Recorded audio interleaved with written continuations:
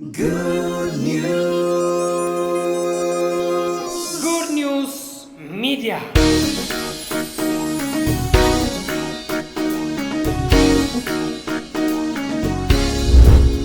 ሰባተኛ ፔሪድ ወይም ክፍለ ጊዜ ላይ ደርሰናል። በዚህ ትምህርት ላይ የአዲስ ኪዳን የህይወትና የአገልግሎት ስርዓትን መረዳት ነው እየተማርን ያለነው። በዋናነት አሁን እየተማርን ያለነው የመጀመሪያው ፓርት የህይወት ስርዓቱን እንረዳ ነው። የአዲስ ኪዳን የህይወት ስርዓትን እንረዳ። ህይወቱ ምንድነው? የአዲስ ኪዳን የህይወት ስርዓት። በኋላ ደግሞ አዲስ ኪዳን የመጣው የአገልግሎት ስርዓትስ ምን ይመስላል? እንዴትስ እናገልግል? እንዴትስ ይገልገል? አገልግሎት በአዲስ ኪዳን ምን ይመስላል? ያን እንቀጥላለን ማለት ነው። ጌታ ይባረክ። ስለዚህ አሁን ያለነው የህይወት ስርዓትን ነው እየተማርን ያለንበትን ሐሳብ እዚህ አካባቢ ላይ የደረስንበትን እውነት ነግሬያችሁ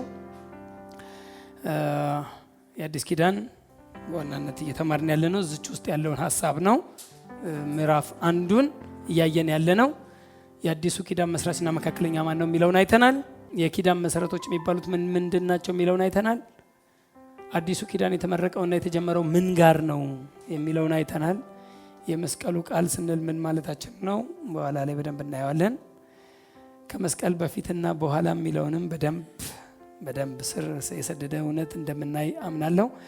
አሁን እየተማርን ያለነው ግን የኛ ከክርስቶስ ኢየሱስ ጋር አብሮ መታየት የሚለውን ሐሳብ ያየን ነው። የኛ ከክርስቶስ ኢየሱስ ጋር አብሮ መታየት ወይም መታወቅ፣ አይደንቲፊኬሽን ዊዝ ክራይስት። ከክርስቶስ ጋር መቼ ነው አይደንቲፋይ የሆንከው እያየን ነበረ። በዚህ ላይ ብዙ ነገር ተመልክተናል። የኪዳን መሰረቶችን አይተናል። ፕሬዝ ጋድ። በክርስቶስ መነሳት አብረን ተነስተናል በሚለው ሞር ሳምንት ይሄን ጀምሬያለሁ። ዛሬ ኮንክሉዥን እንሰራለታለን፣ መጠቅለያ እንሰራለን። ክርስቶስ ሲነሳ አብረን ተነስተናል የሚለውን ከክርስቶስ ኢየሱስ ጋር አይደንቲፋይ የሆነው መቼ ነው ብለናል ስንጀምር። መቼ ነው አይደንቲፊኬሽን? መቼ ነው? መስቀል ላይ አይደንቲፊኬሽናችን ጀመረ። ኃጢአተኛው ማንነታችን ክርስቶስ ለኃጢአት ሲሞት አብሮ ሞተ ነው። ኃጢአተኛው ሰው ሁሉ ይዞ ኢየሱስ መስቀል ላይ ሞተ ነው። ኃጢአተኛው ሰው ሁሉ ልክ ኃጢአተኛው ሰው ሁሉ ክርስቶስ ስለኔ ኃጢአቴን ከፍሏል ለኔ ሲል ነው የሞተው ብሎ ሲያምን ለእርሱ ምን ይለታል ብለናል? ይቆጠርለታል ብለናል። እስከሚቆጠርለት ድረስ ለእርሱ ከፍሏል፣ ግን ለሱ አይሆንም። ለሱም የሆነው ሲያምን ነው። ያው ሮሜ 4:24 እና 25 ግልጽ አድርጎ ስለሚናገር ስለ በደላችን አልፎ የተሰጠውን እኛን ስለማጽደቅም ከሙታን የተነሳውን ለምናምን ለኛ ይቆጠርልን ዘንድ አለው። ሃሌሉያ። ለምናምን ለኛ። ስለዚህ የሚቆጠርልን በእምነት ነው። ክርስቶስ ስለኔ ሲል በመስቀል ላይ ሞቶልኛል። የከፈለው ክፍያን ሁሉ እውቅና ሰጣለሁ። ስለኔ ሞቷል ልክ ሲል አብረን የመሞታችን እውቅና እንሰጣለን። ደግሞ መሞት ብቻ አይደለም፣ ኢየሱስ ሞቶ አልቀረም። ከሙታን በኋላ ደግሞ ምን ብሏል? ተነስቷል። ጌታ ይባረክ። ተቀብሯል። አብረን አይደንቲፊኬሽን አይደል? በመቀበሩ አይተናል። ከዛ ደግሞ በመነሳቱ ደግሞ አይተናል። እኛ የትንሣኤ ልጆች ነን። ሞር ፎከሳችን ትንሣኤ ላይ ነው። ለምን? ላይፉ ያለው ሪዘረክሽን ላይ ነው ላይፉ ያለው። ስራው ግን የተጀመረው ግን አዲሱ ኪዳን የተመረቀው ግን ያበቃለት የአሮጌው ኔቸር፣ አሮጌው ማንነት፣ አሮጌው ሰዋችን፣ አሮጌው በኃጢአት ምክንያት የመጣብን ነገሮች ሁሉ ፍጻሜ ያገኙት መስቀል ላይ ነው። ለኛ ግን የእግዚአብሔር ልጆች ሆነን እንድንመላለስ ሕያው የሆነው ግን በትንሣኤው ነው። ስለዚህ ከሞቱ እስከ ትንሣኤው የተሰራውን ትልቅ እውቅና እንሰጣለን። ሞቱ ላይ ምን ሆኖልናል፣ በትንሣኤውስ ምን መጥቶልናል የሚለውን ነው ሞር እየተማርን ያለ ነው። በሞቱ በክርስቶስ ኢየሱስ ሞት ኃጢአተኛው ማንነታችን ሁሉ አብሮ ተሰፍቷል። በኋላ ላይ በደንብ የተፈጥሮ ለውጦች የሚል በኋላ ላይ ሳስተምር ሙሉን እውቀት እዛ ላይ ታዩታላችሁ ብዬ አምናለሁ። ክርስቶስ ሲነሳ አብረን ተነስተናል ላይ ደርሰናል። ጌታ ይባረክ። ከክርስቶስ ጋር መሞትና መቀበር ውስጥ የምናየው የአሮጌው ሰው ማንነትና ውጤቱን ሲሆን ከእርሱ ጋር አብሮ መነሳት ውስጥ ግን ስለ አዲሱ ሰው ማንነት እናያለን። ይሄ ትሩዝ ነው። መነሳት ማለት ትርጉሞቹን በደንብ ያዟቸው። በአዲስ ኪዳን ወይም በመጽሐፍ ቅዱስ የክርስቶስን መነሳት ሲያወራና የእኛን አብሮ መነሳት ሲያወራ እነዚህን ነው የሚያወራው። ግልጽ ነው። ክርስቶስ ተነሳ ሲባል ይሄንን ነው የሚያወራው። አብረን ተነስተናል ስንልም ይሄንን ነው የምናወራው። ሌላ የተለየ ነገር የለም። መነሳት ማለት አንደኛ ዳግም ህይወትን ማግኘት። ኢየሱስ ምን ብሎ ነበር? ሞቶ ነበር፣ ዳግም ህይወትን አገኘ ነው። እኛም አብረነው ከእርሱ ጋር ምን አለን? ሞትን፣ ሲነሳ አብረን ዳግም ህይወትን አገኘን። እስቲ አሜን በሉ እስቲ። ምንም ቀላል ነው መንፈሳዊነት። ሰው ለምን እንደሚለው አላውቅም እንጂ ቀላል ነው። ሰው ግራ የሚገባው ጥላ ላይ ሁሌ ስለሚያወራ ነው። በጥላው ዘመን ውስጥ ስለሚኖር ብሉይ ኪዳን ውስጥ የጥላው ታሪክ ላይ አካሉን ካገኘው በኋላ ጥላው እኮ ግራ አትጋባም አይደል እንዴ? አሁን አቤ ሲመጣ አጋጣሚ ሲመጣ ከዛ ጋር የብርሃን የመብራት ብርሃን ጥላውን እዚህ ጋር አስቀድሞ ያሳየናል። ከዛ ጋር ብርሃኑ ወደዚህ ጥላውን ያመጣል። ጥላውን አይተህ ግምት ነው የሚሆን። እዚህ ጋር ማን ነው ስልና ጥላ ነው ያየው። ስለዚህ ማን ነው? የሆነ ሰው መጥቷል። ለምን? ጥላው ቀድሟል። ጥላው እዛ ጋር ይታያል ትላል። የሆነ ሰው መጥቷል። ዝም ብለህ እያየህ ወንድ ነው ትላለህ። አይ ሴት ናት ትላለህ። በቃ እንደዚህ ነው። ወፍራም ነው፣ ቀጭን ነው፣ ግምት ነው። ጥላ ላይ ሁሌ መገመት ነው። ምክንያቱም አጭር ልጅ ወይም ትንሽዬ ልጅ ጥላው ረጅም ሆኖ አይታችሁ ታውቃላችሁ? አንዳንድ ጊዜ ጠዋት ላይ ጥላህ ረጅም ይሆናል፣ 6 ሰዓት ላይ አጭር ይሆናል። እንደው ያንተ እንደው የመኖር ምልክት እንጂ ያንተ ትክክለኛ መለኪያ አይደለም። መለኪያ አንዳንዴ በሻማ ጥላህን ስታየው ግድግዳ ላይ ጭንቅላት ምንም ያህል አይደለም እኮ አንተ እንደዛ ትልቅ የሆነ ጭንቅላት ዞር ብለህ ስታየው ራስህ ልታየው ማደፍረው እንደው ብታስበው ማለት ነው። ጥላ እንደሆነ ስለሚገባ ነው ማደነግጠው እንጂ እንደው የሚያስደነግጥ ጭንቅላት ታያለህ በጥላ በሻማ ጥላ ግድግዳ። ምንድነው ስትል ጥላ ሁልጊዜ አካል እንዳለ ይጠቁማል እንጂ የአካሉ ትክክለኛ መገለጫ አይደለም። አካሉ ጋር ከደረስክስ በኋላ ግራ መጋባት አለ። በቃ አሁን ጥላውን ተከተልኩት። እስቲ ቆይ ማን ነው ብዬ ሄድኩ ደረስኩ። አቤ ጋር ደረስኩ። ልክ እሱ ጋር ከደረስኩ በኋላ ወንድ ነው ሴት ነው ወፍራም ነው ቀጭን ነው ምናምን ይባላል። ግራ መጋባት ያቆማል አካሉ ጋር ስለደረስን። አካሉም ይላል መጽሐፍ ቅዱስ ሲናገር በክርስቶስ ነው ይላል። ሃሌሉያ። እኛ አሁን አካሉ ላይ ያለን ሰዎች ስለሆንን ግራ እንጋባም። ቀላልም ነው መንፈሳዊነት። ሰው አዲስ ኪዳን ውስጥ ስለማይመጣ ስለሚከብደው ታሪክ ውስጥ ነው ያለው። እዛ ብሉይ ኪዳን ሐሳብ ውስጥ የብሉይ ኪዳን አመለካከት፣ የብሉይ ኪዳን ዕውቀት፣ የብሉይ ኪዳን ሐሳብ ውስጥ ነው እና መጥቶ ነበር በልና ንገርልኝ የማለት ያህል ወደ አዲስ ኪዳን መግባት የሚፈራ በጣም ብዙ ሰው አለ። አዲስ ኪዳን ግን ታሪክ ሳይሆን ላይፍ ነው። የአዲስ ኪዳን የሚከብዳቸው ህይወት መስበክ ስለማይችሉ ነው። እኛ ምን ሰብከው ህይወት ነው። ጽድቅ ብለህ ምን ታሪክ ታወራለህ? ጽድቅ ስትል ላይፍ ነው የምታወራው። በክርስቶስ አጸደቀን ስትል የጸደቅበትን የህይወት ስርዓት ነው የምታወራው። ስለዚህ አዲስ ኪዳን ብዙ ሰዎች መምጣት እንጂ አዲስ ኪዳንን ቢያዩት እንደ አዲስ ኪዳን ቀላል፣ እንደ አዲስ ኪዳን ደስ የሚል፣ እንደ አዲስ ኪዳን ዘና ብለህ እንድትኖር በነፃነት እንድትመላለስ የሚያደርግ ትምህርትም የለም። ብሉይ ኪዳን ጥላ አይደል? ምን ቦዔዝ ተሰብኮ አሁን እኛ ወደኛ እንዴት ኢንተርፕሬት ይደረጋል? እኛ ተሰብከን ካስፈለገ ለቦዔዝ ኢንተርፕሬት ይደረግለት እንጂ ከዛ ወደዚህ የማይሆን እኮ ነው። እኛ ሁልጊዜ ማን ተሰብኮ ወደኛ ነው ኢንተርፕሬት የሚደረገው? ክራይስት፣ የቤተ ክርስቲያን ራስ የሆነው ክርስቶስ። ስለዚህ ነው እኛ ክርስቶስን አለ ክርስቶስ ነው ትምህርት። ክርስቶስን እንደዚህ ያልተማራችሁትም አለ። ሃሌሉያ። ትምህርት ማን ነው? ክርስቶስ። ክርስቶስን ስትማር ባዲው ወይም አካሉ የሆነችው ቤተ ክርስቲያንም አብራ ትወራለች። ወይም ክርስቶስን ስትገልጥ አካሉም አብሮ ይገለጣል። ሌላ ምንም ምንጭ የለውም። ስለዚህ ላይፍ ነው የምናወራው። ጌታ ይባረክ። መነሳት ማለት ምንድን ነው? ዳግም ህይወትን ማግኘት ማለት ነው። ኤፌሶን 2:1-5 ይናገራል። እዛ ላይ ሙታን ነበራችሁ ከክርስቶስ ጋር ህይወትን ሰጠን ይላል። ጌታ ይባረክ። በበደላችሁና በኃጢአታችሁ ሙታን ነበራችሁ አለ። በኋላ ላይ ደግሞ በክርስቶስ ህይወትን ሰጠን። ዳግም ህይወትን ማግኘት ማለት ነው ትንሣኤ ማለት። ሁለተኛው የእግዚአብሔር ልጅ መሆንን ያሳያል። ወይም የእግዚአብሔር ልጅነትን ነው። ትንሣኤ ልጅነት ላይ ያሳያል። አንደኛ ጴጥሮስ ምዕራፍ 1:3 ክርስቶስ ኢየሱስ ከሙታን በመነሳቱ ሁለተኛ ጊዜ የወለደን በመነሳቱ የወለደን። ትንሣኤ ልጅነትን ያወራል። መነሳት ልጅነትን። ዛሬ በደንብ እሷን ሀሳብ ታያወታላችሁ። ሶስተኛ ጽድቅና ቅድስና መቀበል ያሳያል። ተነሳ ሲባል ለኃጢአት ሞተህ ለጽድቅ መነሳትን የሚያሳይ ነው። ክርስቶስ ለኃጢአት የሚከፈለውን ሁሉ ከፍሎ ወደ ሲኦልም ወርዶ ሲነሳ እኛን ስለማጽደቅም ከሙታን የተነሳውን አለ። እኛን ምን ስለማለት? ስለማጽደቅም ሮሜ 4:24 እና 25 አይደል? እኛን ስለማጽደቅም ከሙታን የተነሳውን መነሳት ስለማጽደቅ ነው። ጽድቅ ይወራል። ትንሣኤ ውስጥ ምን አለ? ራይቸስነስ። ከሙታን ሲነሳ አሁን አባቴ ማለት ጀመረ። መስቀል ላይ ያለ አባቴ ማለት አይችልም። አምላኬ ስለምን ተውከኛለህ? በኃጢአት ታይቷል።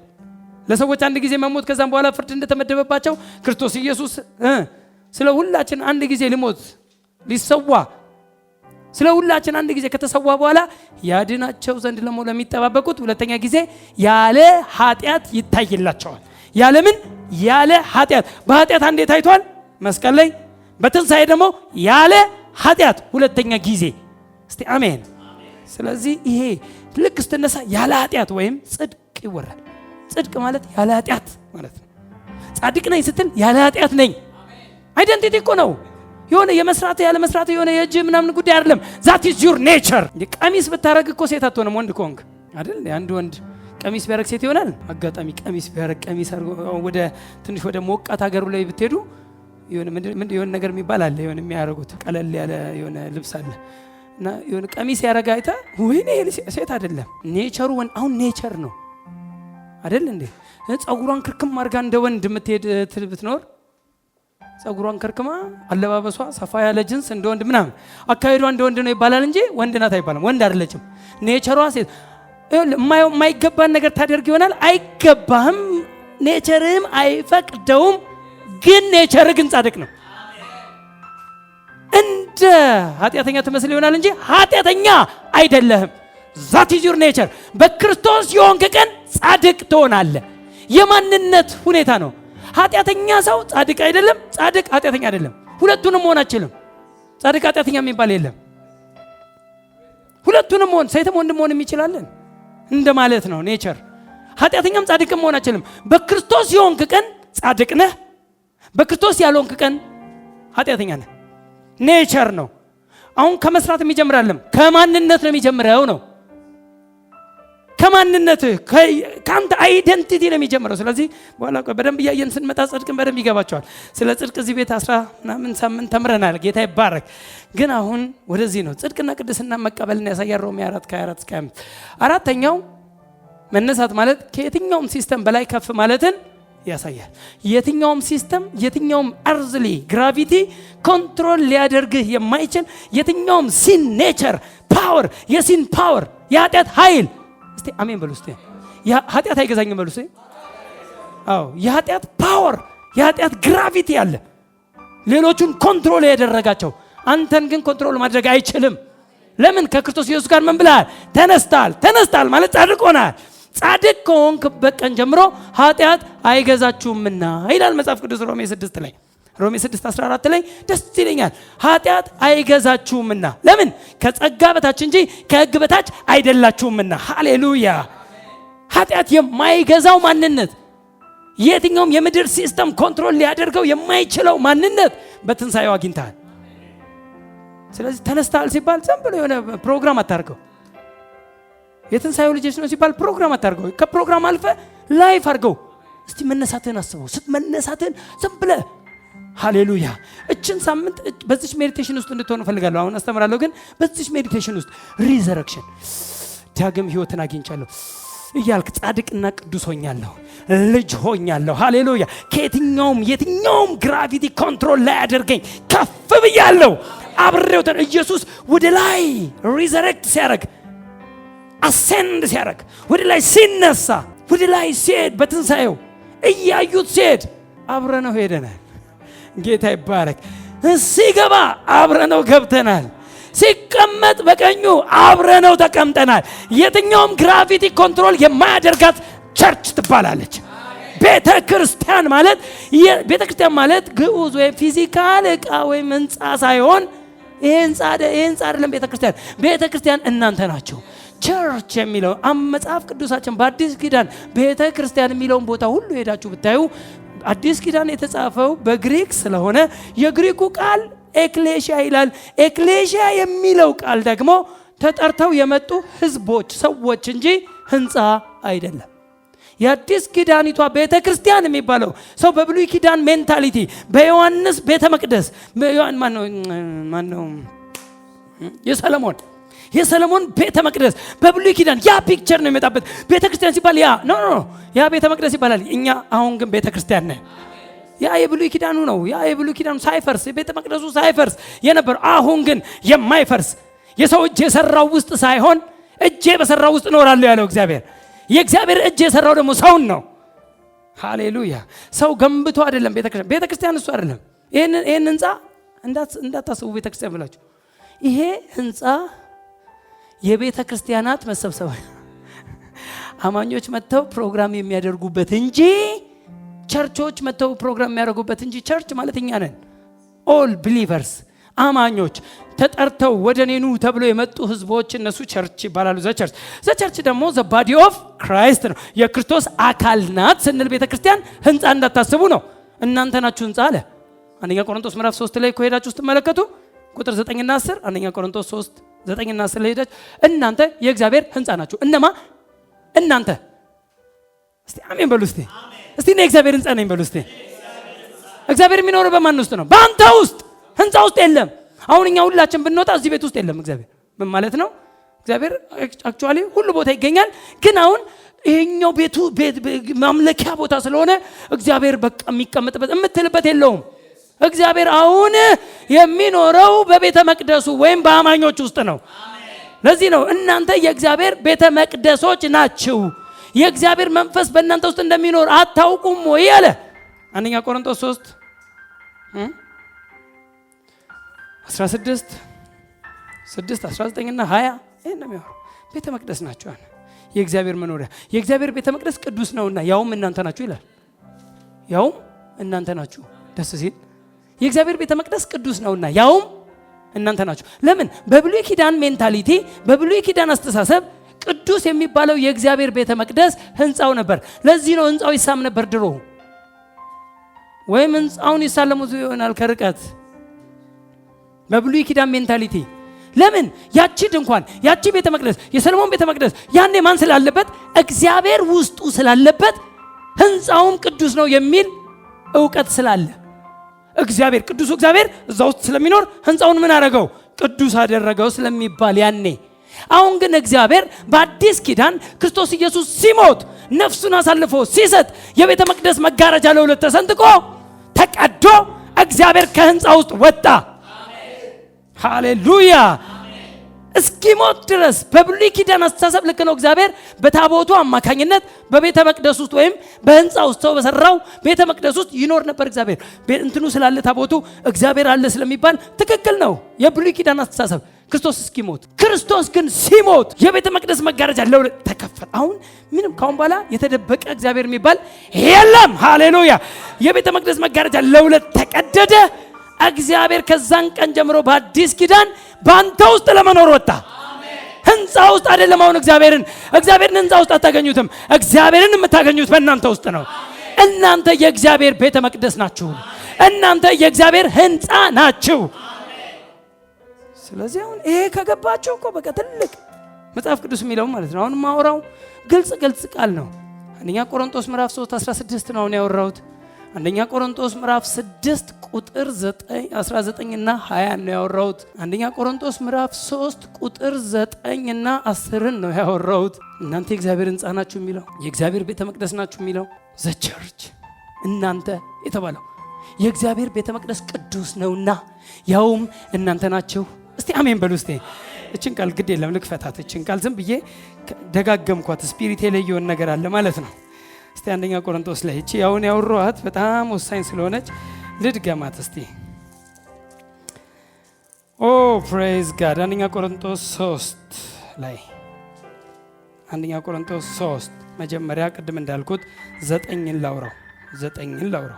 የእግዚአብሔር እርሻ ናቸው፣ የእግዚአብሔር ህንፃ ናቸው። እስቲ አሜን በሉ። እስቲ የእግዚአብሔር ህንፃ ናቸው። እናንተን እኮ ነው እናንተ እያለ እናንተ ናቸው የእግዚአብሔር ህንፃ። አሁን ሰው የሰራው ህንፃ አይደለም። ሰው በቦሎኬት በምናምን በሸክላ የሚሰራው ህንፃ አይደለም። የእግዚአብሔር ህንፃ ማን ነው? እኛ ነን። እናንተ የእግዚአብሔር ህንፃ ናችሁ። ኦኬ፣ ከእርሱ ጋር አብረን የምንሰራ ነን አለ። እዛችሁ ቁጥር 16 ላይ ሂዱልኝ። እዛው አንደኛ ቆሮንቶስ 3 ላይ ነው አሁንም ያለነው። ቁጥር 16 ላይ 16 እና 17 ነው። የእግዚአብሔር ቤተ መቅደስ እንደሆናችሁ ሁላችሁ ማውጣችሁት። የእግዚአብሔር አንደኛ ቆሮንቶስ 3:16 የእግዚአብሔር ቤተ መቅደስ እንደሆናችሁ የእግዚአብሔርን መንፈስ እንዲኖርባችሁ አታውቁምን? እነማ? እናንተ። እስቲ አሜን። አታውቁምን? ማንም የእግዚአብሔርን ቤተ መቅደስ ቢያፈርስ እግዚአብሔር እርሱን ያፈርሰዋል። ቀጥሎስ የእግዚአብሔር ቤተ መቅደስ ምን ስለሆነ? ቅዱስ ነውና። ቀጥሎስ ያውም የእግዚአብሔር ቤተ መቅደስ ያውም እናንተ ናችሁ። እግዚአብሔር የሚኖረው ማን ውስጥ ነው? እናንተ ውስጥ ነው። ወጥቷል ከህንፃ። አዲስ ኪዳን። በአዲስ ኪዳን እንደ ብሉይ ኪዳን አስተሳሰብ አንከተል። በብሉይ ኪዳን ልክ ነው፣ ወደ ቤተ መቅደሱ ይኬድ ይሆናል፣ ወደ ቤተ መቅደስ። በአዲስ ኪዳን ግን ወደ ቤተ መቅደስ የሚኬድ የለም። ቤተ መቅደስ እናንተ ናችሁ።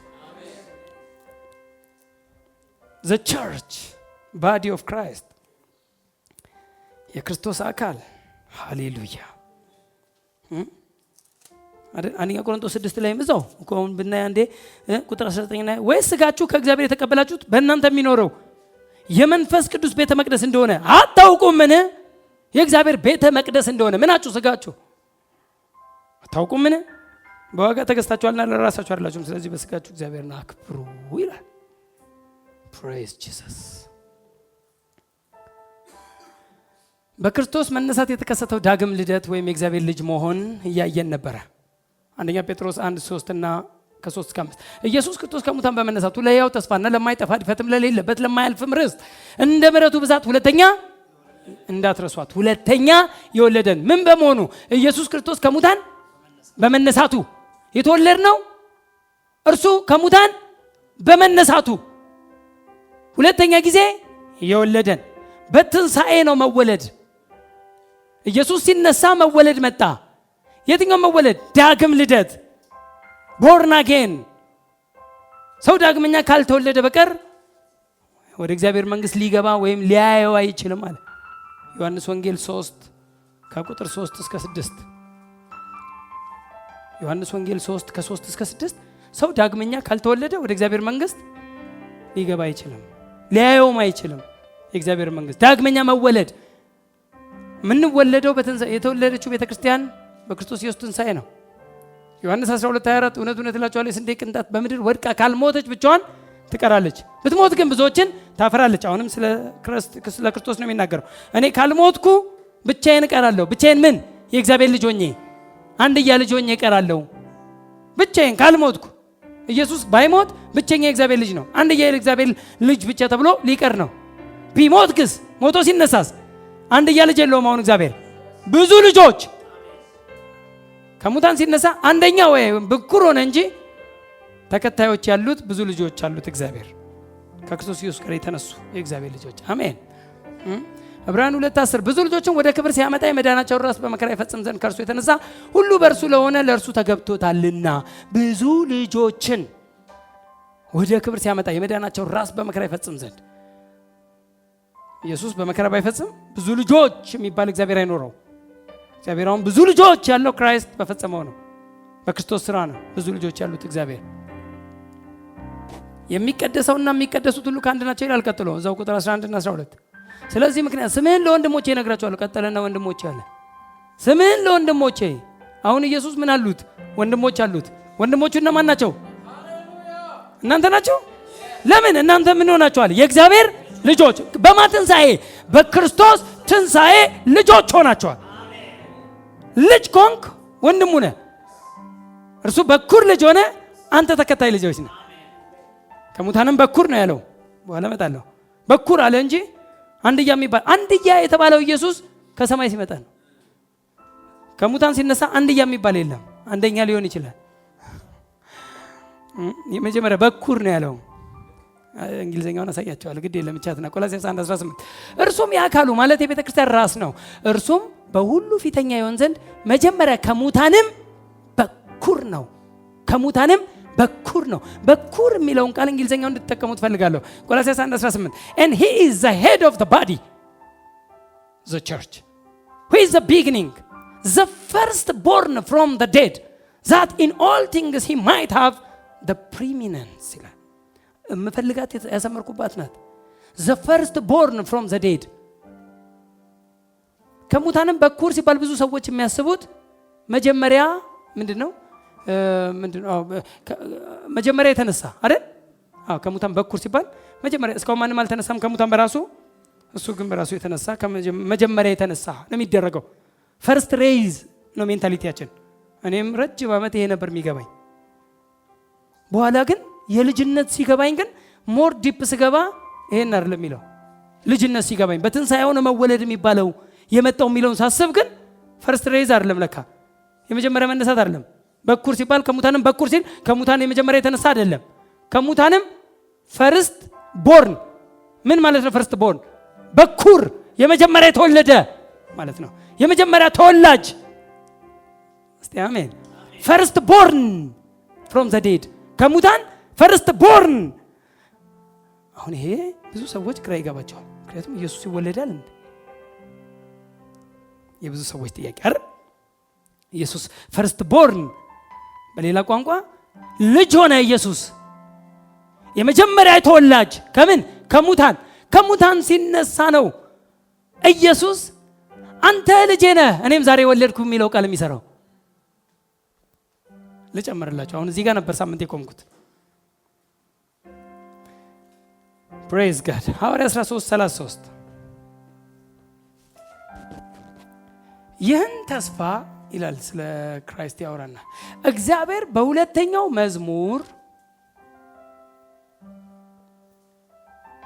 መዝሙር ደግሞ አንተ ልጄ ነህ እኔ ዛሬ ወለድኩ ተብሎ እንደተጻፈ ኢየሱስን አስነስቶ ለእኛ ለልጆቻቸው ፈጽሟልና። ኪውች ናት እቺ ቁልፍ ናት። አሁን በደንብ እንዲገባችሁ ፈልጋል። አንተ ልጄ ነህ እኔም ዛሬ ወለድኩ የሚለው ቃል ክርስቶስን ከሙታን በማስነሳት ፈጸመው። ምክንያቱም ዛሬ የሚል ቃል አለ። ዛሬ ዴታም ይሁን ቀን ታይም አድርጓል። ብዙ ጊዜ የሚመስለኝ የነበረው እኔ አንተ ልጄ ነህ እኔም ዛሬ ወለድኩ የሚለው ቃል ኢየሱስ ወደ ምድር ሲመጣ ይመስለኝ ነበር። የኔ ሰብ እንደዛ ነበር ይመስለኛው ሞር ብዙ ጊዜ አንተ ልጄ ነህ እኔ ዛሬ ወለድኩ የሚለው ቃል ግን አንደኛ ከሙታን በኩር ሲሆን የሙታን በኩር ምንድነው ብለዋል? ፈርስት ቦርን የመጀመሪያ ተወላጅ። እዚህ ጋር ምን አለ? አንተ ልጄ ነህ እኔ ዛሬ ወለድኩ ተብሎ እንደተጻፈ ኢየሱስን አስነስቶት። እስቲ አሜን። ያ ተብሎ የተጻፈው ስለምኑ ነው? ስለ ትንሣኤ ነው። በትንሣኤ ነው አንተ ልጄ ነህ እኔም ዛሬ ወለድኩ የሚለው ቃል ኢየሱስን አስነስቶ ለእኛ ለልጆቻቸው ፈጽሟልና። ኢየሱስ ሲነሳ ፈርስት ቦርን ሆኖ ሲነሳ ለምንድን ነው ፈርስት ቦርን ያስፈለገው? በኃጢአት ታይቷላ አይደለም እንዴ? ኢየሱስ በኃጢአት አልታየም። መጀመሪያ በመስቀል ላይ ታይቷል እኮ። ስለ በደላችን አልፎ የተሰጠውን ስለኛ ስለ በደላችን አልፎ የተሰጠውን ስለ በደላችን ለሰዎች አንድ ጊዜ መሞት ከዛም በኋላ ፍርድ እንደተመደበባቸው ኢየሱስ ክርስቶስ የብዙዎቻችንን ኃጢአት ሊሸከም አንድ ጊዜ ከተሰዋ በኋላ አንድ ጊዜ ተሰዋ ለኃጢአት። ሁለተኛ ጊዜ ግን አሁን ያለ ምን ይታያል? ያለ ኃጢአት። ምን ሆኖ? ልጅ ኮንክ ያለ ኃጢአት ነህ። ልክ ኢየሱስ በሞቱ በመስቀል ላይ ግን ልጅነቱን አጥቷል። ምን ማለት ነው? ኃጢአት እሱ ሲቀበል ኃጢአት ያለበት ልጅ አይባልም። የእግዚአብሔር ኃጢአትን እስከሚቀበልበት ድረስ እግዚአብሔርን አባቴ ይለዋል። አባትም ምን ይለዋል? ልጄ፣ የምወደው ልጄ እሱ ነው ስሙት ይላል። ኢየሱስ በምድር በሚመላለስበት ጊዜ ኃጢአትን እስከሚቀበልበት ሰዓት ድረስ ልጅ ቅዱስ ጻድቅ ነበረ ኢየሱስ ኃጢአትን እስከሚቀበል። ልክ ኃጢአትን ሲቀበል ግን ሲንቀጠቀጥለት የነበረው ሰይጣን እድል አገኘ፣ አክሰስ አገኘ። አለ አሁንማ እድል አለኝ ነው። ኢየሱስን የፈለገውን ለማድረግ ይችላል ሰይጣን። ለምን? ኢየሱስ ምንን ተቀበለ? ኃጢአትን ሲቀበል። ልክ ኃጢአትን ሲቀበል ኢየሱስ ሰይጣን በእርሱ ላይ እድል አገኘ። አሁን እስከዛን ቀን ድረስ ሰይጣን እሱን ምን ማድረግ አይችልም ነበር። እንደውም ምን ነበር የሚለው ድሮ በአገልግሎት ዘመኑ? ቅዱስ የእግዚአብሔር ልጅ ሆይ ልታጠፋን መጣህን? ይንቀጠቀጣል ሁሌ። ኢየሱስ በምድር አገልግሎቱ ኃጢአትን እስከሚቀበልበት ሰዓት ድረስ ሰይጣን ይንቀጠቀጥለት ነበር። ልክ የኃጢአትን ኦሪጂን ሲን የሚባለውን ኦሪጂን ሲን የመጀመሪያውን ኃጢአት አዳም የሳተውን ኃጢአት ስለ ሰው ልጆች ሁሉ የሚከፍለውን ሲን እንጂ ማድረግን አይደለም። የበደል ጉዳይ ኖርማሊ ሲንን ምን ሲያደርግ ሪሲቭ ሲያደርግ ልክ ኃጢአትን እሱ ላይ ሲያይ ሰይጣን የእሱን የቸር ስለሆነ ኃጢአት አሁንማ እድል አገኘ። እንደፈለገ መስቀል የፈለገውን የማድረግ መብት አለው፣ ችሎታም አለው። ዘሩ የሱ ነው። ኢየሱስ ግን ኃጢአትን የወሰደው የሰው ልጆችን ሁሉ ከሰይጣንና ከነገሮች በኃጢአት ከመጡባቸው ነገሮች ሁሉ በታች ያደረጓቸውን ነፃ ሊያወጣ ስለሆነ ምንም ቢደረግ ጥርሱን ነክሶ ሃሌሉያ በመስቀል ምን ብሎ ይላል? ታግሶ ከፊት ለፊቱ ስላለው ምን ደስታ። እስቲ አሜን በሉ። እስቲ ከፊት ለፊቱ ያለው ደስታ ምንድነው? የናንተ መወለድ። የብዙ ሰዎች ልጆች ሆነው እግዚአብሔር ልጆች ሆነው አሸናፊዎች ሆነው ሰይጣን የማይዛቸው ኃጢአት የማይገዛቸው የኃጢአት ኔቸር የማይዛቸው እንዲመጡ ኢየሱስ በመስቀል ታግሶ አብ እንኳን ፊቱን አዞረበት። ምክንያቱም የዓለም ኃጢአት ሁሉ እሱ ላይ አየ። በኃጢአት እንዴት አየ? ቅድም ያልኩት ዕብራውያን 9:27 ያነበብኩት ይሄንን ነው። ለሰዎች አንድ ጊዜ መሞት ከዛም በኋላ ፍርድ እንደተመደበባቸው ኢየሱስ ክርስቶስ ለኛ ወይም ስለ ብዙዎች ኃጢአት አንድ ጊዜ ከተሰዋ በኋላ ስለ ብዙዎች ኃጢአት አንድ ጊዜ ከተሰዋ በኋላ ያድናቸው ዘንድ ደግሞ ለሚጠባበቁት ሁለተኛ ጊዜ ያለ ኃጢአት ይታይላቸዋል። በምንድን ነው ያለ ኃጢአት የሚታይላቸው? በትንሣኤ በሞቱ ኃጢአትን ወሰደ። አምላኬ አምላኬ ስለምን ተውከኝ እስኪል ተወዋብም ፎርሴክ አረገው። ሰውን ሁሉ ፎርሴክ ያደረገው አብ እሱንም ፎርሴክ አረገው። ስለ ሰው ልጆች የሚሰዋውን መስዋዕት ለኃጢአት የሚከፈለውን ክፍያ እስከ መጨረሻው ጽዋ ድረስ እስኪጠጣት የኃጢአት ክፍያ ደግሞ የኃጢአት ውጤት ደግሞ የኃጢአት ደሞዝ ደግሞ ሞት ነው የሚባለው ወደ ሲኦል የሚያወርደውን እርሱንም እስኪከፍል ወርዶ በሲኦል ሙሉን ኃጢአትን ከተቀጣ በኋላ ከጨረሰ በኋላ ሁለተኛ ጊዜ ያለ ኃጢአት በትንሣኤ ወጣ። ምን ማለት ነው? ይሄ ፒክቸሩ ግልጽ። አንድ ኃጢአተኛ ሰው እግዚአብሔር የተወው የረሳው ሰው ምን መሆን አለበት? ዳግመኛ መወለድ አለበት ነው። ኢየሱስ ዳግመኛ ተወልዶ አሳየን በትንሣኤ። ቢገባችሁ ትጮህ ነበር። ኢየሱስ በትንሣኤ ዳግም ተወለደ። ቅድም እዚህ ጋር ምን ሆኗል? ከአብ ጋር ምን ሆነ? ተለያየ። በምን ምክንያት? በኃጢአት ምክንያት ከአብ ጋር ተለያይተዋል። ሰው ሁሉ ከእግዚአብሔር ጋር በኃጢአት ምክንያት ተለያይተዋል።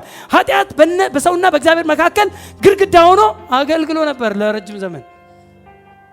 ኢሳይያስ 59:2 እንደሚናገረው ኃጢአታችሁ በእናንተና በእግዚአብሔር መካከል ለይታለች እስኪል ኃጢአት በሰውና በእግዚአብሔር መካከል ለይቶ ነበር። ያንን የለየውን ኃጢአት ኢየሱስ ወሰደው። እርሱም ከአብ ተለየ።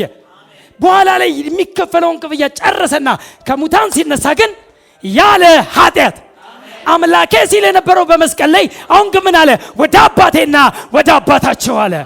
አባቴ ማለት ይችላል። አሁን ለኃጢአት የሚከፈለውን ክፍያ ሁሉ ምን ብለዋል? ጨርሶታል።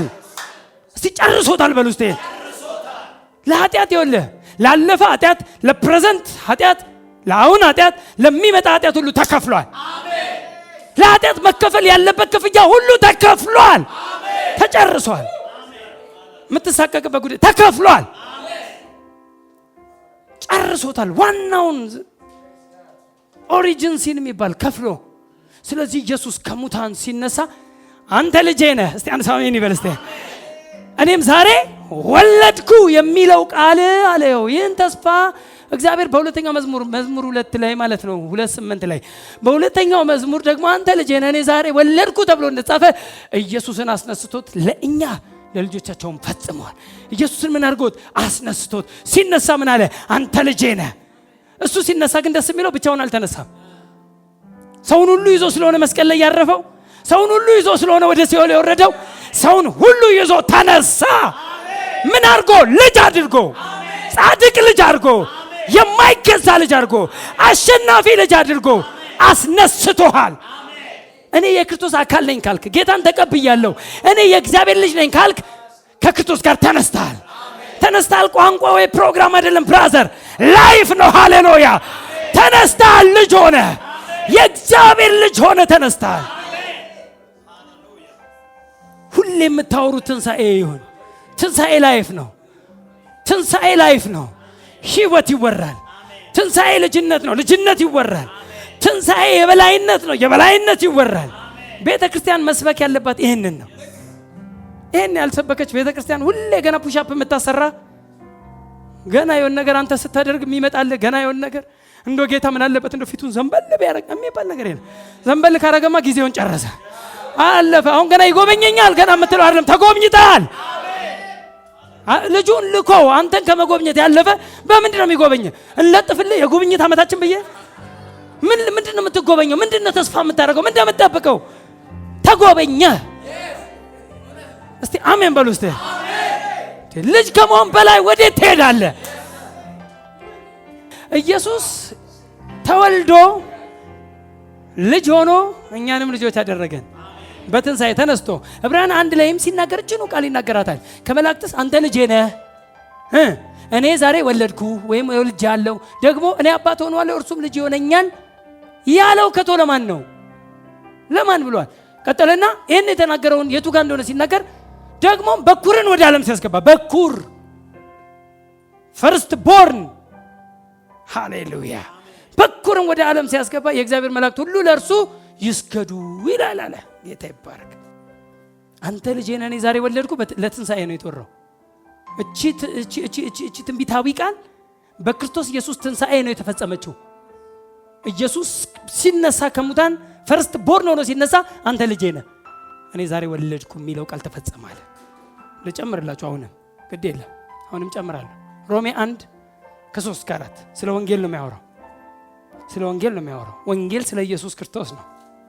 ይህም ወንጌል በስጋ ከዳዊት ዘር ስለተወለደ በስጋ ከዳዊት ዘር ስለተወለደ እንደ ቅድስና መንፈስ ግን አሁን እሱን ነው የምፈልገው። እንደ ቅድስና መንፈስ ግን ከሙታን መነሳት። እስቲ አሜን በሉ። እስቲ ማውራ ስለ ትንሣኤ ስለሆነ እንደ ቅድስና መንፈስ ግን ከሙታን መነሳት የተነሳ በኃይል የእግዚአብሔር ልጅ ሆኖ ስለተገለጠ ስለ ልጁ ነው። የእግዚአብሔር ልጅ ሆኖ የተገለጠው በምንድን ነው? በትንሣኤ ከሙታን መነሳት የተነሳ። ከሙታን ሲነሳ ምን ሆኖ ተነሳ?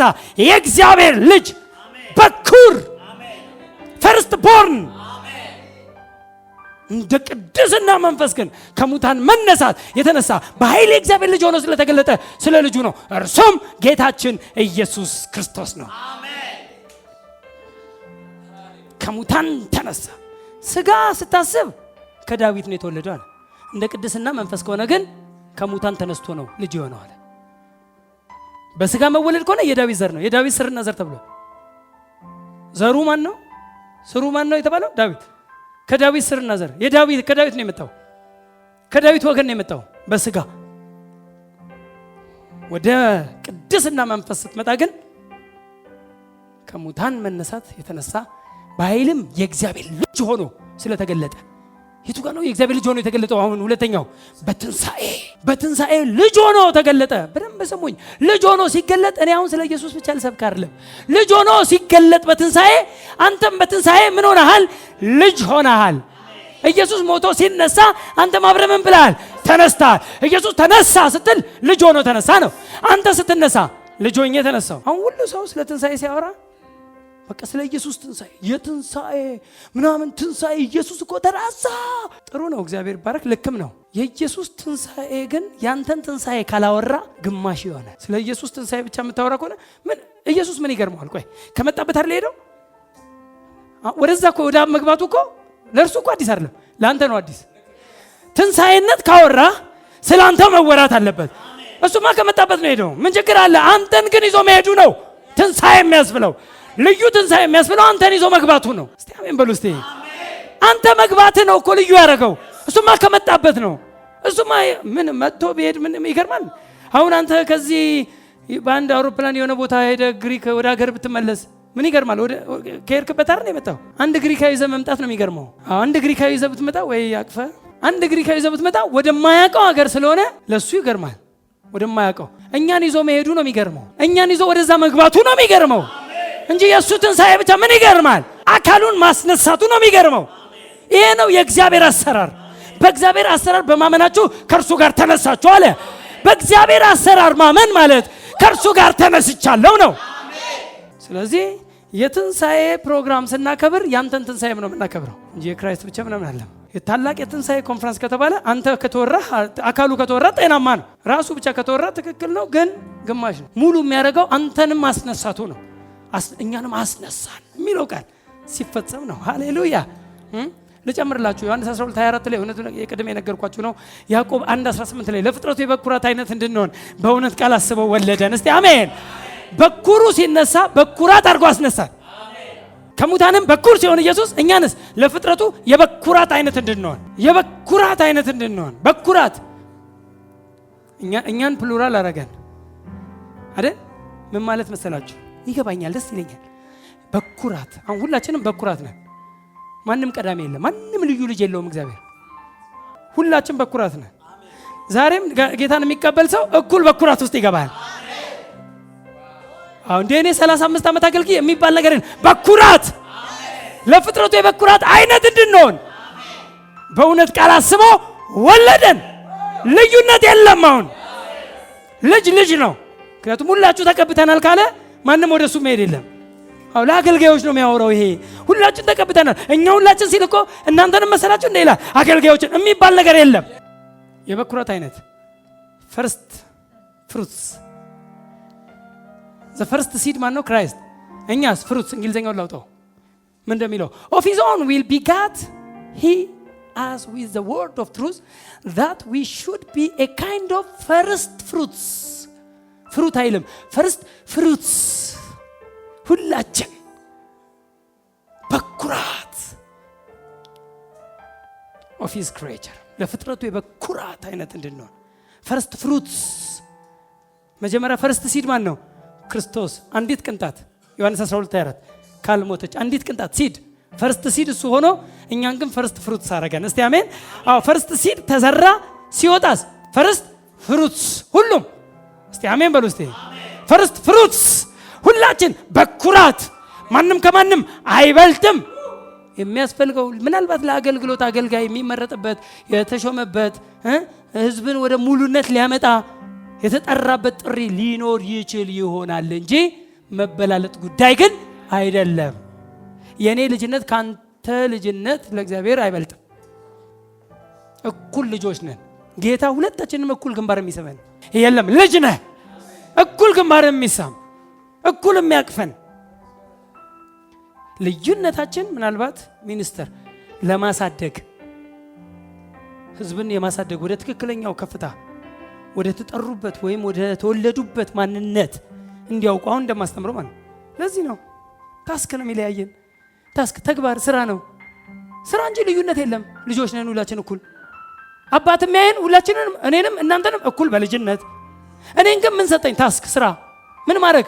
እጠብ፣ እነዚህን ህፃናት ወይም ልጆች እጠብ፣ አልብስ፣ ምን በል፣ አሳድግ። ሞግዚት ይቀጠር የለ ልጅ ስትወልዱ በቃ እኛ ሞግዚት ነን። ትልቅ የሚያደርገን ምንም የለም።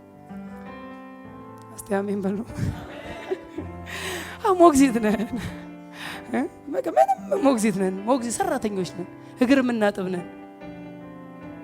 አሁን ከኔ ይልቅ እናንተ የከበራችሁ ናችሁ። ለምን በሉኝ። እኔ እናንተን እያገለገልኩ ነው፣ እናንተ ግን ቁጭ ብላችኋል። ቤታችሁ ብመጣ እንግድነት እኔን ቁጭ ታደርጉኛላችሁ። ተነሳና እስቲ እጅ አስታጥባ አትሉኝም። ተነሳና ሳንስቲ ያቀብል ምናምን አትሉኝም። እኔ እንግዳ ነኝ። እኔ ለእናንተ ቤት ክቡር ነኝ። ስለዚህ እናንተ ተነስታችሁ እኔን ታገለግላላችሁ። ምን ማለት ነው? ክቡር ሰው ነው።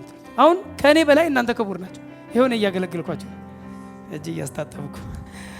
ስለዚህ አገልጋይ ሊጠቅም እንጂ ህዝብን ሊያቆም እንጂ ህዝብን ሊያበረታ እንጂ ህዝብን ራስ ምንድነው ሙሉነቱን ራስ ወደሚሆን ወደ ክርስቶስ ሊያሳድግ እንጂ ሙሉ ሰው ወደ መሆን ሊያመጣ እንጂ ህዝብን እኔ እሰማልሃለሁ፣ እኔ እልልሃለሁ፣ እኔ ልዩ ነኝ፣ እኔ ወደ አብ የተጠጋው የሚባል የለም። በአዲስ ኪዳን ሁሉ አብ እግር ስር ተቀምጧል። አብ እግር ላይ ተቀምጧል፣ በቀኝ ተቀምጧል። ማንም ልዩ የሚሆን የሚያደርግ ኖ ኖ ኖ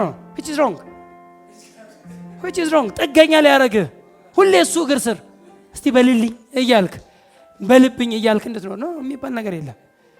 ያንተን ብሪዚንግ አባትህ ይሰማሃል። ያንተን እስትንፋስ፣ ያንተን ተብታባ ቋንቋ መጸለይ አልችልም መናገር አልችልም የምትለውን ያንተን ቋንቋ አባትህ ይሰማዋል፣ ይመልስልህማል። የማቀላጠፍ ጉዳይ አይደለም። እስቲ አቀላጥፍ አይባልም መጽሐፍ ቅዱስ ወይም በዚህ በመንፈሳዊ ነገር ማሳመን። በስመ አሌክስ በጣም ነው የሚያሳምነው አነጋገሩ ደስ ሲል ሲሰፋው ሲናገር ምናምን ነገር ብሎ ጌታ ከናንተ የተሻለ መልካም ግንባሬን የሚስምበት ጉዳይ የለውም። እኩል ነው የምንሳመው ነው። አዎ ያንተን ተብታባ ቋንቋም ይሰማል። ምን ይላል? ሃሌሉያ። ከዛ ያበራልሃል፣ ይነግርሃል።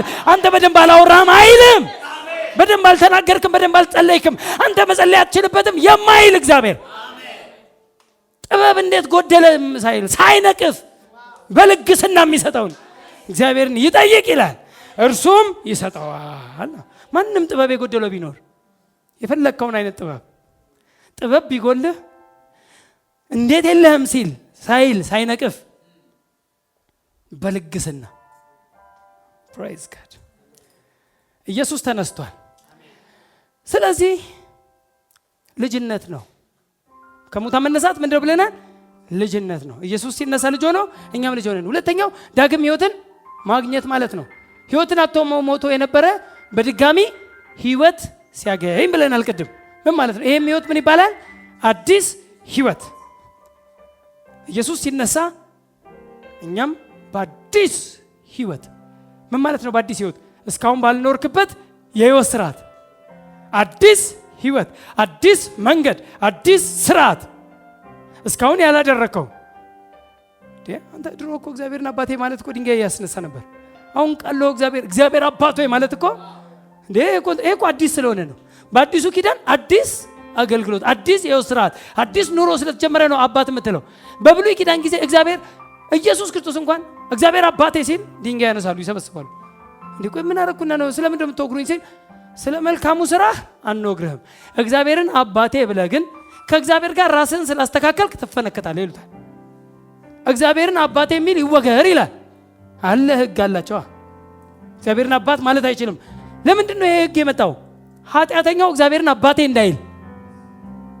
ይሄ ህግ የተጻፈው በዘሌዋውያን ላይ በዘውልቁ ላይ ይሄ ህግ የተጻፈበት ምክንያት ማንም ኃጢአተኛ እግዚአብሔርን አባቴ እንዳይል የሚል ካለ ይወገር። ጻድቁ እግዚአብሔር ኃጢአተኛ ልጅ ስለሌለው አሁን ኢየሱስ መጣና ጻድቅ ሆኖ መጣና እግዚአብሔር አባቴ ሲል ድንጋይ ያነሳሉ። ከሁሉ ጋር ከረከሙት ሲያዩት ልክ እንደ ሁሉም ወጣት ነው። ያው አንድ ወንድም ነገር ነው። አንድ ወንድም ሆኖ ግን እግዚአብሔር አባቴ የሚል እንዴት? ሃው ህግ እኮ አለን። ህግ አይልም፣ ጥቅስ አይነግረንም፣ ይውገር አይልም። ድንጋይ ሊወግሩ ስንት ይነሱበታል። እግዚአብሔርን አባቴ። አሁን አዲስ ህይወት ውስጥ ግን እግዚአብሔርን አባቴ ትላለህ።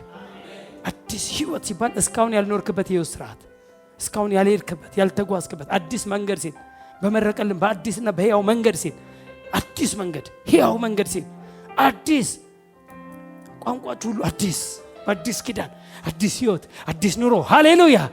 አዲስ መንገድ፣ አዲስ ስርዓት። ስለዚህ ዳግም ህይወትን ስናገኝ አዲስ ህይወት ነው የሆነው። ሮሜ 6:14 ላይ እንግዲህ ክርስቶስ በአብ ክብር ከሙታን እንደተነሳ፣ አሁን መነሳት ነው። በአብ ክብር ከሙታን እንደተነሳ እንዲሁ እኛም እስቲ እኛም በሉ እስቲ።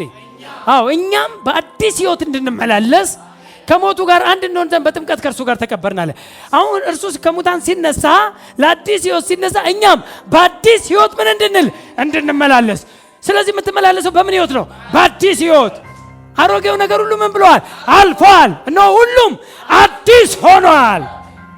ማንም በክርስቶስ ቢሆን አዲስ ፍጥረት፣ አዲስ ሰው፣ አዲስ ማንነት፣ a new life፣ አዲስ ህይወት። እኛም በአዲስ ህይወት እንድንመላለስ። ስለዚህ ከትንሣኤ ጋር ነው ያገናኘው። ኢየሱስ ክርስቶስ በአብ ክብር ከሙታን እንደተነሳ ነው ያለው። ከሙታን መነሳት በአዲስ ህይወት እንድንመላለስ የረዳን አቅም ነው። ስለዚህ ትንሣኤ ሲባል አዲስ ህይወትም ነው። ሮሜ 6:7-8 ነገር ግን ከክርስቶስ ጋር ከሞትን ከእርሱ ጋር ደግሞ በህይወት እንድንኖር እናምናለን። ሃሌሉያ! በኢየሱስም ሃሌሉያ! ነገር ግን ከክርስቶስ ጋር ከሞትን፣ አሁን መሞታችንን ብቻ አይደለም እናምነው፣ ከእርሱ ጋር ደግሞ በህይወት እንድንኖር።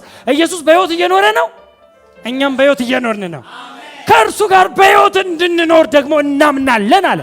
እምናምነው እንደ ሞትን ብቻ ሳይሆን እንደ ተነሳንም፣ እንደ ሞትን ብቻ ሳይሆን በአዲስ ህይወት እንድንመላለስ እንደ ተነሳንም ይሄንንም እናምናለን። ሮሜ 6:7-8 ሁለተኛ ቆሮንቶስ 13:4 በድካም ተሰቅሏልና ነገር ግን በእግዚአብሔር ኃይል በህይወት ይኖራል። ኢየሱስ። እኛ ደግሞ አሁንም ኢየሱስ ሲወራ አንተ አለ ቸርች አለች። እኛ ደግሞ ከእርሱ ጋር እንደክማለንና ነገር ግን ስለ እናንተ በሆነ በእግዚአብሔር ኃይል ከእርሱ ጋር በህይወት እንኖራለን። ከእርሱ ጋር ኢየሱስ ብቻ አይደለም በሕይወት የሚኖር እኛም በአዲስ ሕይወት። ሮሜ 6:11 እንዲሁም እናንተ ደግሞ ለኃጢአት እንደሞታችሁ ግን በክርስቶስ ኢየሱስ በጌታችን ሆናችሁ ለእግዚአብሔር ሕያዋን እንደሆናችሁ ራሳችሁን ቁጠሩ። አሁን ምንድን ነኝ? ሕያው ነኝ። I am the living creature። ሕያው ፍጥረት ነኝ እኔ። አዲስ ፍጥረት ነኝ። አሮጌው ነገር ሁሉ ምን ብለዋል? አልፏል። ሁሉ ምን ሆኗል? አዲስ። ያንተ ነገር የሆነ ነገር እያመጣ የምትለጥፈው ይሄ አዲስ ኪዳን ትምህርት በደንብ ከገባችሁ እርግማን አለብኝ፣ ድህነት አለብኝ፣ ጭንቀት እኛ አሮጌው ነገር ሁሉ ምን ብለዋል? አልፏል። እነሆ ሁሉ ምን ሆኗል? አዲስ ሆኗል። ለአማኝ እርግማን የለበትም። ምንም እርግማን፣ የምን እርግም፣ የምን ድህነት፣ የምን ጭንቀት፣ የምን ስቃይ ክርስቶስ የከፈለውን ክፍያ መልሰን ቆፍረን እናውጣ። አማኝ ያለበት በረከት ነው። አማኝ ያለበት ሰላም ነው። አማኝ ያለበት በረከት፣ ደስታ፣ ፍቅር፣ አዲስ ሕይወት እንጂ እርግማን አማኝ ላይ የለም። በክርስቶስ መነሳት ሌላኛው ጽድቅን መቀበል። በክርስቶስ መነሳት ጽድቅን መቀበል። የእግዚአብሔር ልጅ መሆን ማለትና ጽድቅና ቅድስና መቀበል አንድ ነው። የእግዚአብሔር ልጅ ነኝ ካልክ ጻድቅ ነኝ ነው። አው የእግዚአብሔር ልጅ ነኝ እያልክ ሁሌ ፑሽ አፕ አትስራ። ኃጢአተኛ ነኝ እያልክ ወደኋላ አትመለስ። ኃጢአተኛ አይደለህም፣ ጻድቅ ነህ። ሰው ከስራ ስለሚጀምር ነው፣ ከማንነት አይጀምርም። እኛ የምናወራው ከስራ በፊት ማንነትህ ነው። አይደንቲቲ አይደንቲቲን ብታምነው ማንነቴ ጻድቅ ነው ካልክ ኃጢአት አልሰራም ትላለህ። ግን ሁል ጊዜ ግን ከስራ ስለምትጀምር እኔ መቼም ጻድቅ መሆን አልችልም፣ እኔ ኃጢአተኛ ነኝ የምትለው ለዚህ ነው። ሃይማኖትም ሁሌ ፑሻፕ የሚያሰራ ከስራ ስለሚያስጀምር ነው፣ ከማንነት አያስጀምርም። ማንነታችን በክርስቶስ የሆንን ቀን አዲስ ፍጥረት፣ ጻድቅ ፍጥረት፣ ቅዱስ ፍጥረት ሆነሃል። ስለዚህ ጠዋት ስትነሳ ጻድቁ ልጅ ሃሌሉያ፣ ማታ ስተኛ ጻድቁ ልጅ ሊተኛ ነው፣ በሰላም ይተኛል። አሁን ጌታ ይባረክ። ፕሬዝ ጋድ። ጻድቅ ይሄ እኮ ነው። በጽድቅ ንቁ ኃጢአትንም አትሰሩም ይላል አንደኛ ቆሮንቶስ 15:34 ላይ። በጽድቅ ንቁ ማለት ኮንሽስነስህ የጽድቅ ንቃተ ህሊና ይሁን። አዌኪን ራይቸስነስ፣ ለጽድቅ ንቃ። አይምሮ ሁሉ ጻድቅ፣ አይምሮ ሁሉ ጻድቅ። ከጻድቁ እግዚአብሔር የተወለድኩ ጻድቅ ነኝ እኔ። ጻድቁ እግዚአብሔር ኃጢአተኛ ልጅ መውለድ አይችልም። ከእግዚአብሔር ተወልጃለሁ ካልክ ኃጢአተኛ ነኝ ማለት አትችልም፣ አትሆንም። ብትልም ውሸታም ነህ። ከእግዚአብሔር ተወልደ ኃጢአተኛ ነኝ ብትል ውሸታም ነህ። ልድገመው ወይ ልሰልሰው? ከእግዚአብሔር ተወልዶ ጻድቅ ነኝ ማለት ግን እውነት ተናጋሪ ነው። ከጻድቁ እግዚአብሔር የተወለድኩ ጻድቅ ልጅ ነኝ። ኔቸር ነው። ስለ ጽድቅ ባለፈው በደንብ አስተምሬያለሁ። ዛትስ አወር አይደንቲቲ፣ ማንነታችን ነው። ማንነቴ ጻድቅ ነኝ። የማይገባ ነገር ላደርግ እችል ይሆናል እንጂ ግን ምንድን ነኝ? ልጄ የማይገባ ነገር ሲያደርግ ልጄ አይደለህም አልለውም። አሁን ልጄ አንዳንድ ቀን ንጹህ ልብስ አልብሰናቸው የሆነ ቦታ ይዘናቸው ልንሄድ ስንል ወጣ ብሎ አደፍርሶት ይመጣል ልብሱን። አሁን ደስ አይልህም፣ ግን ልጄ አይደለህም ብለህ በመስኮት ሪንግ አውት አታደርገው። አሁን በጣም ብዙ ጴንጤ የሚያስበው እግዚአብሔር እንደዚህ ነው የሚያስበው። ልክ የወደክ ቀን አንስቶ ይው አድርጎ የሚጥልህ፣ ጥሩ የሆንክ ቀን አይዞ ልጄ ወይ ምናምን የሚል ኖ ብትቆሽሽም የማይገባ ነገር ብታደርግም ልጅነት አይቀየርም። የሚቆሽሸው ማንነት ወይም የሚቆሽሸው ማንነትን እግዚአብሔር አይወደውም። ይሄን መጀመሪያ ማወቅ አለብህ። አይወደውም፣ ይጠላዋል። እኛም እንጠላዋለን። አይገባም። ግን የወደክ ቀን ብዙ ሰዎች ምን ያስቡት? ቆመው ሲሄዱ ጻድቅ፣ የወደቁ ቀን ኃጢአተኛ። 10 ጊዜ ኔቸር አይለዋውጥም። አንዴ ጻድቅ፣ አንዴ ኃጢአተኛ፣ አንዴ ጻድቅ፣ አንዴ ኃጢአተኛ አትሆንም። እንደዚህ አንተ አይደለም። ጻድቅ 7 ጊዜ ወድቆም እንደሚባለው ግን ጻድቅ 7 ጊዜ ይወድቃል። ቀጥሎስ ይነሳማል። ስሙ አልተቀየረም። ጻድቅ ነው ስሙ። በጣም ብዙ ጴንጤ የሚያስበው እንደዚህ ነው። የወደቀ ቀን ኃጢአተኛ፣ እግዚአብሔር የሚጠላው፣ እግዚአብሔር የማይወደው፣ እግዚአብሔር የማይፈልገው አድርጎ ይስላል።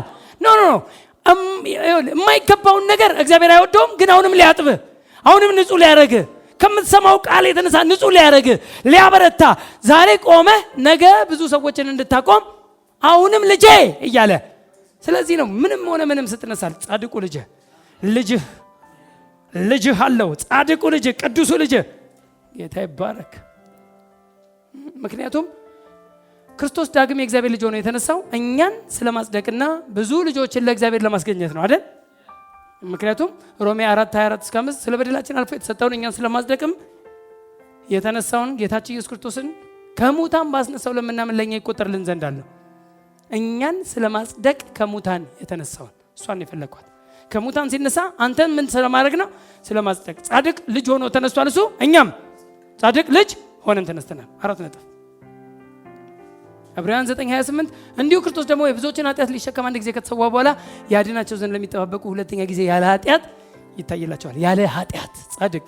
የመጨረሻ ኤፌሶን 1:4 ዓለም ሳይፈጠር በፊቱ ቅዱሳንና ነውር የሌለን፣ በፊቱ ቅዱሳንና ነውር የሌለን በፍቅር እንሆን ዘንድ በክርስቶስ መረጠን። ምን እንሆን ዘንድ? በፊቱ ምን? ቅዱስና ነውር አልባ ነኝ። አዎ በሰው ፊት በከሌ በአባ ከሌ ፊት ምናምን ነውራማ ልትሆን ትችላለህ። በፊቱ ግን ነውር አልባ ነህ። በከሌ ፊት ነውራማ ልትሆን ትችላለህ። አንተም ብሎ ልትባል ትችላለህ። አንቺም ብሎ ልትባይ ትችላለሽ። በፊቱ ግን ቅዱስና ነውር አልባ እንሆን ዘንድ በክርስቶስ መረጠን። ቅዱስ ነህ አንተ፣ ጻድቅ ነህ፣ የእግዚአብሔር ልጅ ነህ። ሃሌሉያ። ይህ ትምህርት የግሬት አርሚ ፌስ ቸርች መስራችና ባለራዕይ በሆኑት በፓስተር አለማየሁ ሽፈራው የተዘጋጀ ሲሆን ተጨማሪ ትምህርቶችን ለማግኘት ሲፈልጉ በስልክ ቁጥራችን 0911 57 53 68 ይደውሉ። ግሬት አርሚ ፌስ ቸርች